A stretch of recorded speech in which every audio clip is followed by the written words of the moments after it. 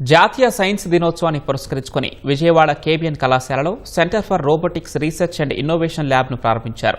ఈ కార్యక్రమంలో AP science city CEO Kesineni Venkateswarlu పాల్గొన్నారు. కళాశాల ఫిజిక్స్ అండ్ ఎలక్ట్రానిక్స్ విభాగం ఆధ్వర్యంలో ఈ సెంటర్ ఆఫ్ ఎక్సలెన్స్ కేంద్రం నెలకొల్పినట్లు కళాశాల ప్రిన్సిపల్ కృష్ణవేణి తెలిపారు. ప్రపంచమంతా ఇప్పుడు రోబోటిక్స్ మీద నడుస్తోందని, విద్యార్థులకు ఆ దిశగా శిక్షణనిచ్చేందుకు ల్యాబ్ ఏర్పాటు చేశామని తెలిపారు.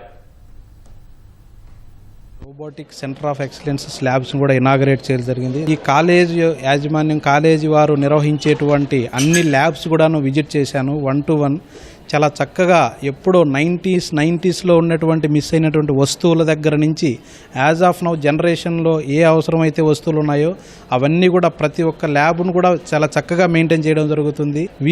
వీరి స్కూలు వీళ్ళ కాలేజీ పిల్లలకే కాకుండా చుట్టుపక్కల ఉండేటువంటి మన గవర్నమెంట్ స్కూల్కి కానివ్వండి, లేకపోతే రెసిడెన్షియల్ స్కూల్కి కానివ్వండి, వీరందరికీ కూడాను సపరేట్గా ఒక పాత్ ఇచ్చేసి అందులో వారందరినీ కూడా విజిట్ చేయమని చెప్పి చాలా చక్కగా ల్యాబ్స్ మెయింటైన్ చేస్తున్నారు. 60% ల్యాబ్స్కి ప్రియారిటీ ఇచ్చేసి 40% మాత్రమే క్లాస్ స్టడీస్కి చేసే విధంగా వీరు డిజైన్ చేశారు. ఇటువంటిది కావాలనే ఉద్దేశంతోనే సైన్స్ సిటీ ఆఫ్ ఆంధ్రప్రదేశ్ కూడాను చాలా చక్కగా ప్రోగ్రామ్స్ డిజైన్ చేస్తుంది. స్వర్ణాంధ్ర విజన్ 2040లో మనకి ఏదైతే ఫిక్స్ అయిపోతుందో ఆ 2040లో అయ్యేటువంటి వికసిత భారత్లో ఒక భాగాన్ని వీరు కూడా పాలుపంచుకునే విధంగా వీరు తయారు చేశారు. వాళ్ళలో ఉన్నటువంటి సృజనాత్మకతను బయటకు తీసి సైన్స్ టెంపర్ని క్రియేట్ చేసే దానికోసమే సైన్స్ సిటీ ముఖ్య ఉద్దేశంగా పనిచేస్తుంది. ఈ నేషనల్ సైన్స్ డే సెలబ్రేషన్ సందర్భంగా మేనేజ్మెంట్ వారి సహకారంతో ఈ ఫిజిక్స్ అండ్ ఎలక్ట్రానిక్స్ డిపార్ట్మెంట్ వాళ్ళు ఈ రోబోటిక్స్ ల్యాబ్ని ఎస్టాబ్లిష్ చేశారు.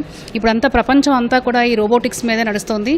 ఈ ల్యాబ్ ఎస్టాబ్లిష్ చేయడానికి గల ముఖ్య ఉద్దేశం ఏంటి అంటే హ్యూమనాయిడ్ రోబోని ఎలా తయారు చేయాలి, దాన్ని ఎన్ని పర్పసెస్ కింద వాడుకోవచ్చు అంటే ఒక టీచింగ్ పర్పస్ కింద వాడుకోవచ్చు, లేదా ఇప్పుడు మనం చూస్తున్న రోబో హాస్టల్స్ అని, రోబో హాస్పిటల్స్ అని వస్తున్నాయి, లేదా రోబో హోటల్స్ వస్తున్నాయి. సో వీటన్నిటికీ కూడా రోబో అవసరం చాలా ఉంది. సో మా సెంటర్ ఆఫ్ ఎక్సలెన్స్ ద్వారా స్టూడెంట్స్కి దాని మీద ట్రైనింగ్ ఇప్పించి ఎలా ప్రిపేర్ చేయాలి, ఒక రోబోని ఎలా మ్యానుఫ్యాక్చరింగ్ చేయాలి అనే దాని మీద మేము ట్రైనింగ్ ఇప్పించిన తర్వాత స్టూడెంట్స్ ఏంటంటే వాళ్ళంతా వాళ్ళు సొంతంగా ఒక రోబోని మ్యానుఫ్యాక్చరింగ్ చేసి సేల్ చేసుకుంటారు. ఒక ఎంటర్ప్రెన్యూర్గా రోబోటిక్స్లో స్టూడెంట్ని తయారు చేయడం అనేది మా ముఖ్య ఉద్దేశం.